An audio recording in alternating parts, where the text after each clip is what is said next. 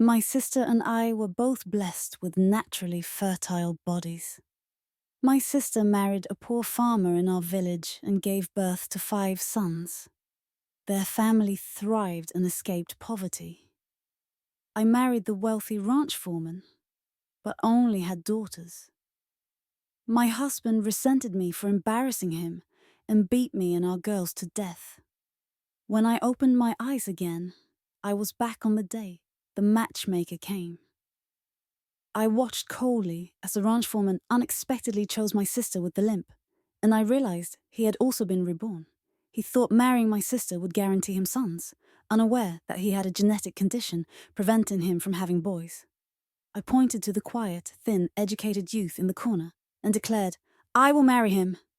The matchmaker's shrill voice pierced through our dilapidated house. "Mr. Johnson, Mary's leg is disabled. She can't do much farm work. Sarah is not only pretty, but also finished middle school. She's perfect for you." Mark Johnson gave me a cold glance and sneered. "What use is education for a girl? I need to marry someone like Mary, who can bring good fortune and bear sons to carry on the family name." I stood by the bed, watching coldly, my hands clenched into fists, to stop them from shaking. I wanted nothing more than to beat Mark Johnson to death right there. I knew he had also been reborn. In our previous life, Mark had naturally married me, the prettier one, while my sister married the poorest farmer in the village. At first, the Johnsons doted on me, their beautiful and educated daughter-in-law. But then my sister gave birth to 5 sons in a row. Her husband's family went from barely scraping by to becoming the most prosperous in the village. My sister's sons all became college graduates, and her husband became a successful businessman. Everyone praised my sister for bringing good fortune. Meanwhile, I had 3 daughters in succession. The Johnsons gradually lost face in the village and started calling me a curse.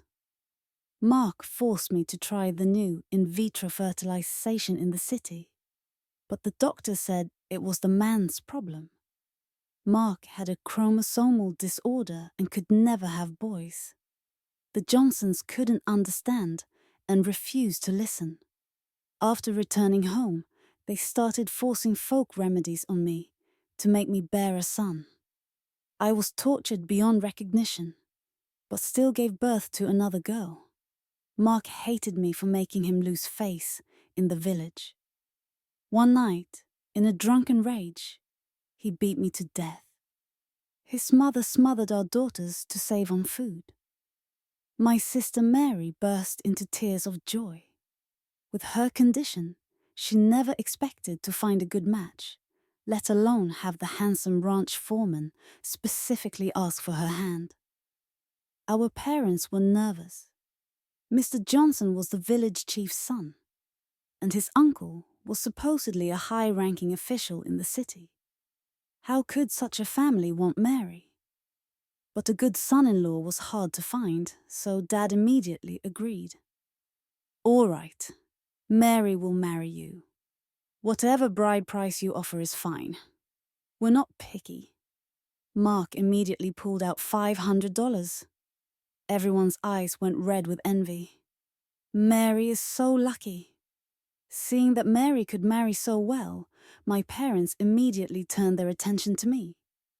"Mark, please find a good match for Sarah too. She's even better than her sister in every way." Mark laughed loudly. "Her? Don't let her ruin someone else's life. Anyone in our village who dares to marry her is going against me." My parents panicked, not understanding how I had offended him. The Johnsons wielded a lot of power in the village. No one dared to openly oppose Mark. So after he said that, no one would dare marry me. I smiled and pointed to the inconspicuous, educated youth, Tom Quinn, standing at the edge of the crowd.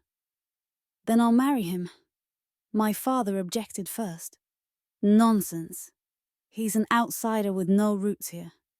If you marry him, you won't even have food to eat. You'll end up living in a barn, suffering for life. But Mark approved of this idea. Good.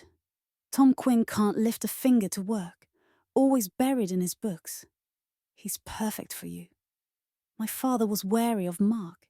Seeing his approval, he dared not say more, and could only ask if Tom was willing. Tom's face turned red as he came before me and nodded. I'm willing, but I can't afford a bride price for your family right now. I smiled and shook my head. He himself was the greatest treasure. In this life, not only would I have the last laugh, but I would make those who harmed me pay the price. In my previous life, when we went to the city to buy medicine, Mark took the money to enjoy himself, abandoning me on the city streets. Tom Quinn passed by in a military vehicle and recognized me. Only then did I learn that the usually low-key Tom was actually the son of a military commander. After returning to the city, he passed the college entrance exam and became a university professor. Tom said that when he first came to our village, I had given him a corn bun. He liked me from that moment, but felt unworthy of me then. He never imagined I would be unhappy in my marriage.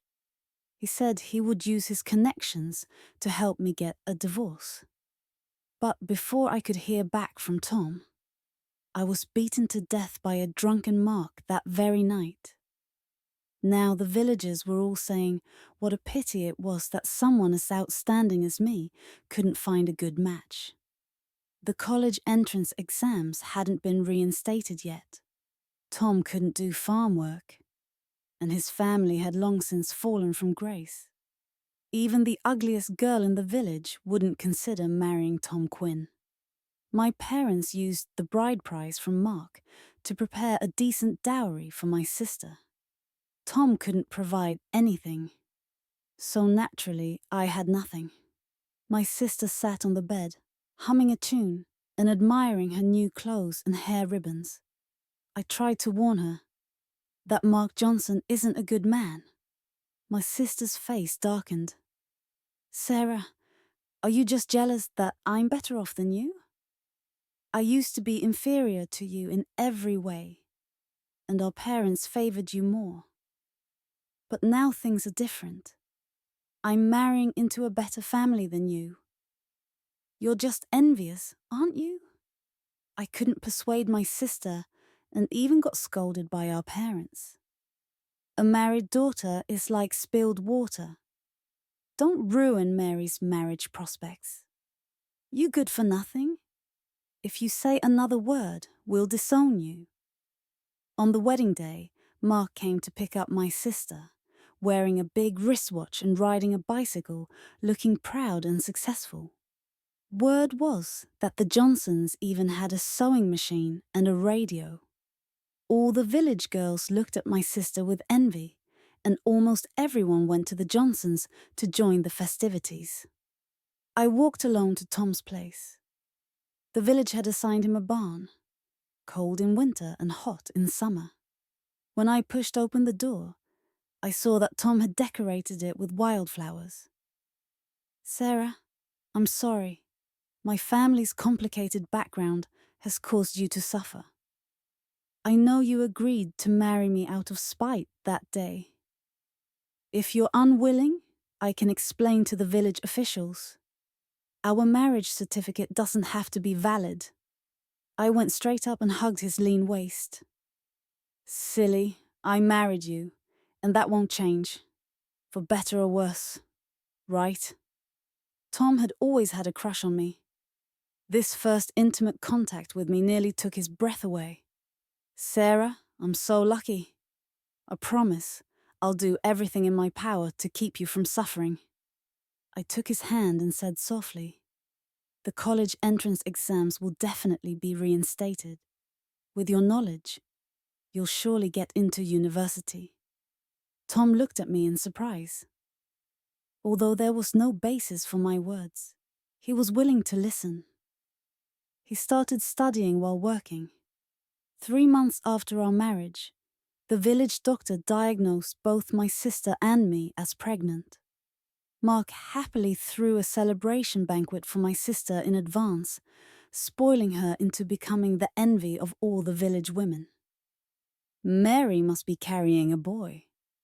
When she saw me, my sister stroked her belly arrogantly. Little sister Sarah, how come your husband isn't throwing you a banquet?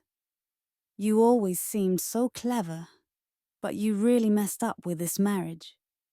My husband says once I give birth to a son, he'll take me to live in the city. We won't stay in the village anymore.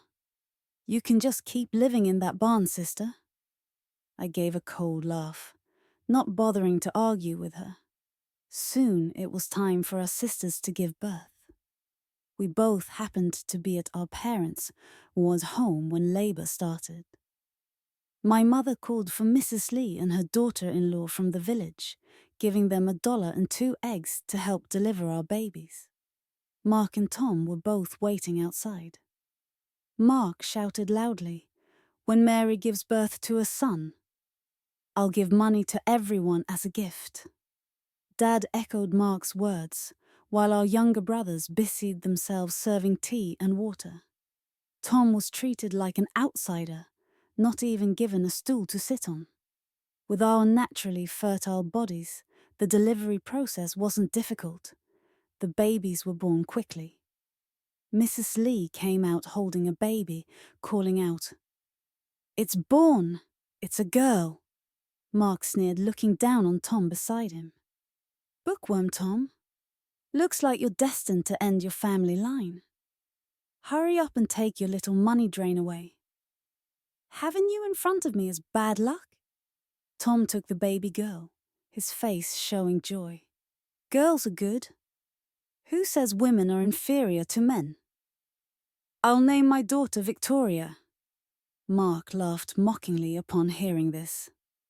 Suddenly, Mrs. Lee cried out, "Oh, I made a mistake. This isn't your child. This is Mary's daughter."